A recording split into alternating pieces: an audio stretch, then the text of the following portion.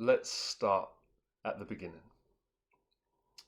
In the beginning of the Bible, we're introduced to God as creator, who brings all things into being, but he's not a God who, once he's created, who sits back and just lets things go and maybe observes from a distance. Actually, the Bible unfolds to us a picture of a God who sustains that which he has made. He's engaged and he's involved in his creation. And that's particularly true when it comes to people. See, God, it doesn't sit remote or distant from the human experience. But God, in Jesus, God became a man and lived a human life. And in Jesus, we see God walking amongst us with humility and with compassion. And it's compassion that I want us to focus on for a few moments today. Over the last few weeks, we've been seeking to answer the question of what truly matters. And we've taken the approach to try to go some way in answering that question of looking at what the Bible shows us about what truly matters to God. And actually, as we look at Scripture, we see that compassion matters. And as we look at Jesus, we see that compassion matters. Now, compassion, if we think about what compassion is we look and we see someone perhaps in suffering or in a season of trial, and compassion is more than just feeling sorry for that person or feeling sympathy towards that person. Actually, compassion is kind of goes deeper than that. The Latin word, where our word compassion comes from, actually means to suffer with, where another person's suffering actually becomes your suffering, where you're moved to the very most core of your being. And compassion is more than a feeling. It's not just about feeling something for someone. Compassion leads to action. It leads you to act on behalf of the one who is suffering. And throughout the Gospels, those books of the Bible that detail Jesus' life, what we see as we look at Jesus and as we look at his life, we see that Jesus was full of compassion. He was compassionate. He was compassionate upon individuals. He was compassionate on whole groups and crowds of people.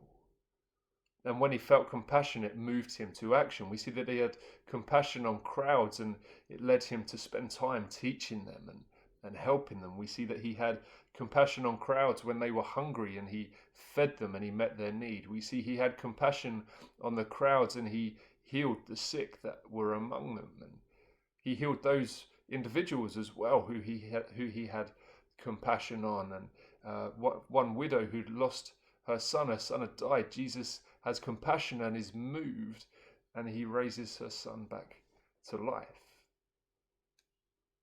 In Jesus, we see that compassion matters. And for those who follow Jesus, for those who have a relationship with him, they're called to be compassionate. They're called to display and show and have compassion. And that comes out of a response of the compassion that Jesus has shown to us. Change comes when we know Jesus. This Easter, I attempted to share my story in 60 seconds, to share my story of how Jesus changed my life. Now, I struggle to summarize anything in 60 seconds, but I thought I'd give it a go. And I just wanted to share that, just to take a moment to share with you what I shared this Easter, my story of how Jesus has changed my life. At just a few days old, I was in hospital with meningitis and then showing signs of brain damage. And my parents at the time, they didn't have any faith, but they had some friends who offered to come in and pray with me. And as they prayed, in a moment, things changed. And it set my parents off on a journey, which can be summarized really as Jesus changed their lives. And so I grew up in a Christian home. But I knew that when it came to me and Jesus, I couldn't keep sort of just getting by and pointing to my parents and sort of saying, I'm with them. Because for each one of us, we all have to decide what we're going to do with Jesus. See, Christianity is not about something. It's not an idea that you either accept or reject. Rather, it's about someone who we can know. And I know that Jesus doesn't just love my parents, he loves me too. I know that he didn't just die for my parents, he died for me too. And I know that his resurrection means that not only do my parents have hope, but I have hope too. There's a lot about the future that is unknown, even uncertain, but I do know the one who will walk into it with me. Okay, so it wasn't quite 60 seconds, but I thought 81 seconds. I thought that was pretty good going for sharing something of the story of how Jesus has changed my life. But one of the reasons I wanted to show that is because in there I suggest that each one of us has to decide what we're going to do with Jesus. Or another way we can put that is to ask the question of who do we say Jesus is? Because I think that how we answer that question will go some way to determine how we're going to respond to him.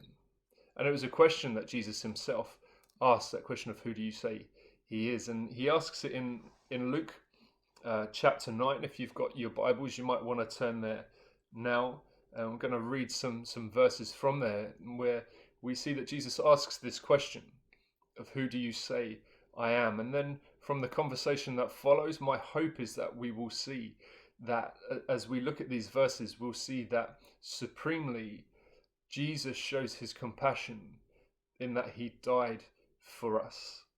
So let's read from verse 18. It says, speaking of Jesus, it says that now it happened that as he was praying alone, the disciples were with him, and he asked them, who do the crowd say that I am? And they answered, John the Baptist, but others say Elijah, and others that one of the prophets of old has risen.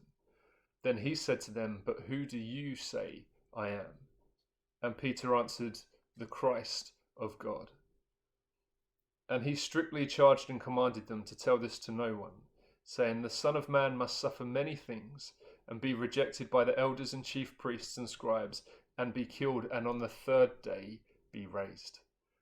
And he said to all, if anyone would come after me, let him deny himself and take up his cross daily and follow me. For whoever would save his life will lose it, but whoever loses his life for my sake will save it. For what does it profit a man if he gains his whole world and loses or forfeits himself? See, we live in a broken world. We see that if we turn on the TV or if we look on our social media feeds or just through our experience of life and the things we see around us, maybe things that have happened to us. We see brokenness, we see suffering, and we see sickness, and we see death. And in the current pandemic in which we find ourselves, perhaps it could be that our awareness of the brokenness of the world is being magnified to some degree. But it's true not just of the current situation in which we find ourselves, it's true of any period in history. But even in the midst of that, we still see glimpses and moments of beauty and joy. Just a few moments ago, we were thinking about as God as creator and how he brings things into being. And when he did so, there was none of this brokenness because his design was perfect, his plans were perfect. But from the beginning, starting with the very first people, we as humans we've chosen to go our own way. We've chosen to step out of God's design. We've chosen to step out of God's best for us. This is what the Bible calls sin, and it's sin that leads us into brokenness. But we don't like being in brokenness, and we try and do what we can to escape it. For some, it could be trying to be as successful as you can in whatever area that might be, and maybe if you're successful enough, you'll break free of that. For others, it could be through trying to be a good person, trying to be religious in some way. For others, to try and escape it, we could try and do that through relationships, and hopefully that will be the thing that breaks us through. But the reality is, even as many of these things can be good things in and of themselves, none of them do what we hope that they will do, or perhaps need them to do, because all of these things eventually will still be snapped back into brokenness. See, we have a problem. The problem is we can't get ourselves out. But God loved us so much. God was led to action. He didn't want us to stay in brokenness, and he provided the only way out. He did for us what we could not do for ourselves. And what we could not do for ourselves could only be accomplished through his son Jesus, who came down into our world. Now, when Peter answers the question of who do you say I am, he answers and he says, you are the Christ of God. He's saying, you're the one that we have been waiting for. You're the one that we've been needing. And then Jesus goes on to explain what is going to happen to him. He goes on to explain that he will suffer many things. He goes on to explain that he will be that he would suffer and be killed, but on the cross he will take our sin upon himself. But death will not have the final word, because on the third day he will rise again to life. We were in our brokenness. We were in our sin. We were in our suffering, and God looked at us and he saw us in that place. And it wasn't just that he saw our suffering, and Jesus saw our suffering and looked and thought, oh, I feel bad for them, or I feel sympathy for them in there, but there's not a lot that I can do about it. Actually, we're talking about compassion being where someone else's suffering becomes our suffering, where it stirs us into action. And we see that God loved the world so much that it stirs him into action, that such is Jesus' compassion, that he comes and he suffers in our place. He comes and he takes action. He suffers in our place. And in these verses, thinking about where it is in the context of Jesus' life, it's in the days or in the time that's going to be running, kind of leading up to his in the time where kind of running up to his to his death and to the crucifixion. And he's saying, look, this is what is going to happen to me. But today, on Easter Sunday, we celebrate because it has happened. Easter Sunday, we celebrate because, yes, Jesus died and his body was laid in a tomb, but he is now risen from the dead. We celebrate the risen Jesus today. But there's a decision to be made, because there's an invitation that's been extended that we each have to choose whether we will accept or decline. It's an invitation that Jesus extended to the crowds in these verses in Luke. It's an invitation to follow him. It's an invitation to know him, to have relationship with him. But to do so means to lay down control of our lives and to entrust ourselves to him. That's what Jesus says. He says, if anyone would come after me, so if anyone would follow me, if anyone would walk with me, actually they need to deny themselves. They need to lay down their own sense of personal control over their lives and to entrust themselves to him. And in light of the resurrection, the invitation remains, because Jesus said that if anyone turns from their own way, if anyone believes that Jesus came and died on the cross and rose again and surrenders to him, making him king or lord of their life, laying down that control that we might hold on to and try and and seek whatever level of control we have over our own lives, to recognize actually we need to surrender ourselves and not be Lord of our own lives, but actually to have Jesus as Lord of our lives. Jesus says actually if anyone does that they would be forgiven and be made new, that they would be restored back into relationship with God. You know, in this life we will still suffer. We will face trial and we will face challenges. But the invitation that Jesus extends means that actually we can now live through this life with whatever comes our way, with hope of the life to come, and assurance that one day all things will be made new.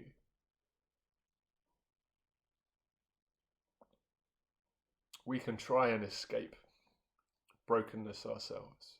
Maybe we could even seem to be doing well at it, having some degree of success to it. But Jesus warns actually, no matter how well you think you might be doing in that regard, he warns that actually it's possible to gain the whole world. You could seem to be doing, for all intents and purposes, looking on, seem to be having everything that you need.